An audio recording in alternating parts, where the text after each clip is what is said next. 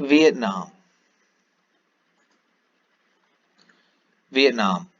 World Press Freedom Index. 176th out of 180. Wow.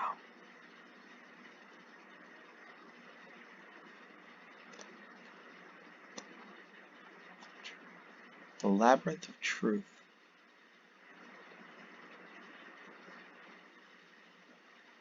Huh.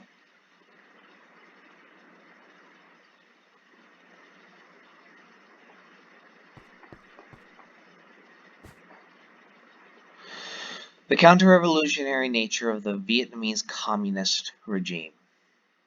Nguyen Van Dai. The purpose of all revolutions is to bring power back to the people. Letting the people decide all the matters of the country through elections or referendums. However, the purpose of the revolution made by the Communist Party of Vietnam, the CPV, was to bring power to the party. Specifically, the absolute power of the CPV, as stated in Article 4 of the country's constitution, versions 1980, 1992, and 2013. The purpose or the goal of all revolutions is to bring power to the people. That is, when the revolution aiming to liberate the people and defeat the empire and the colonists succeed, the people have the right to control the country. That is, they have the right to freely express different political views or to oppose each other, to exercise the right to be a private press, right to freedom of assembly, to protest, to establish and participate in political parties, to stand for election, to participate in national or local governments, the freedom to choose the ruling party, or the leaders of the state and the localities through free and fair elections, with the participation of many political parties. But the CPV, after using the people's blood to gain power, have also robbed and deprived the people of their power. The CPV dominates the country, rules the people, decides all matters of the country. The people are deprived of their power and ruled by an authoritarian and unjust communist regime. All elections are arranged by the CPV and its umbrella organization called the Fatherland Front. The people's votes have no value, and the elections are the only form of legalizing the unjust rule of the party. The CPV's propaganda apparatus has always propagandized that they are the vanguard of forces, representing the working class, farmers, intellectuals, and the entire nation of Vietnam. But as demonstrated above, they only lie and deceive people.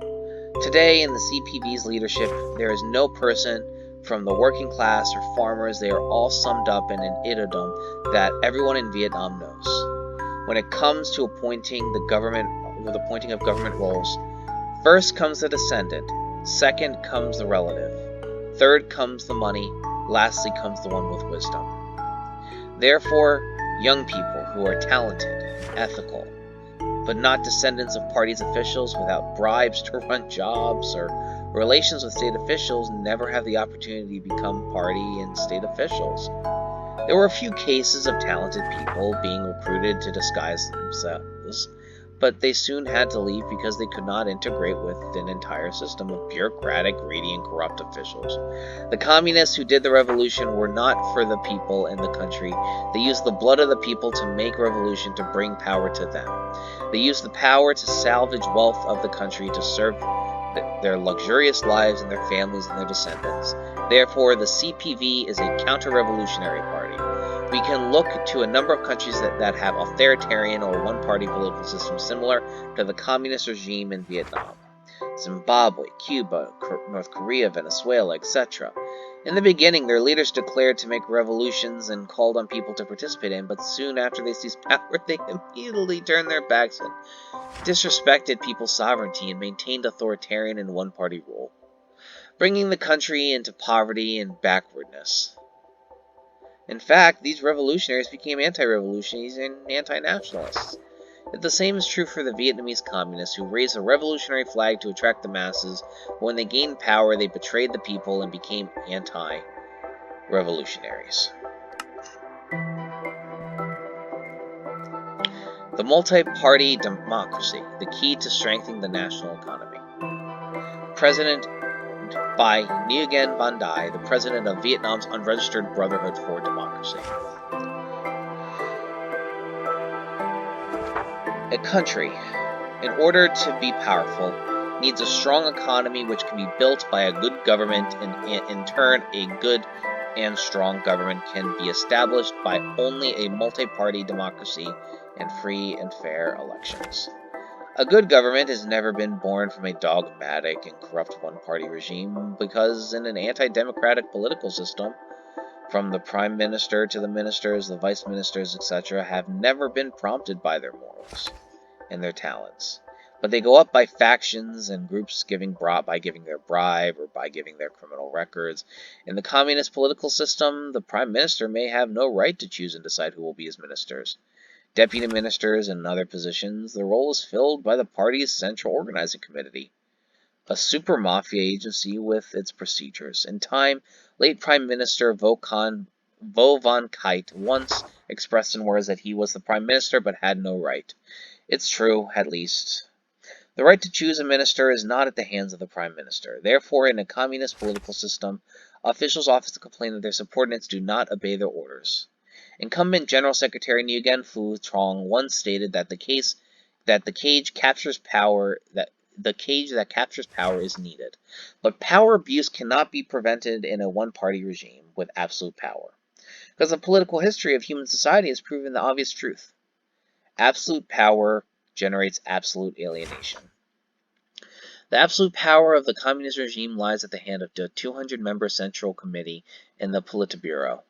These people are not selected and decided by the majority of people in the country. Most of them are mice and eels and canals, as Nguyen Phu Trong has said.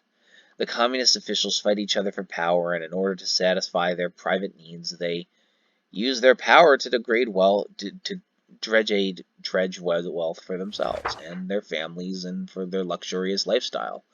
In their mentality, they just strive to earn money and get higher positions and remain in these posts until they retire and share their properties with their children and their grandchildren. They are brutal rulers and loyal servants of the powerful ghost. They manipulate and decide all matters of the country, and the people must obey their orders. Therefore, in order to prevent power abuse, it needs to be a multi-party democracy in which is separated into three distinct branches: an executive, a legislature, and a judiciary. In a multi-party democracy, political parties run for election by introducing their national development principles and plans.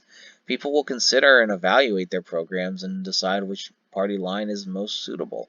The majority of the party will choose and decide the ruling party, and through free and fair elections. So, firstly, the party with the most appropriate socioeconomic development path will be chosen by the majority of the people, and that party will become the ruling party and lead the country. That is the power that belongs to the people, and the people monitor their power through elections. The losing party will become the opposition party, and together with the people monitor the ruling party throughout their term of office. From that winning political party, a good government will be formed, and the government will implement socioeconomical development policies and guidelines approved by the majority of the people through their votes. A good government is the key to building a powerful economy.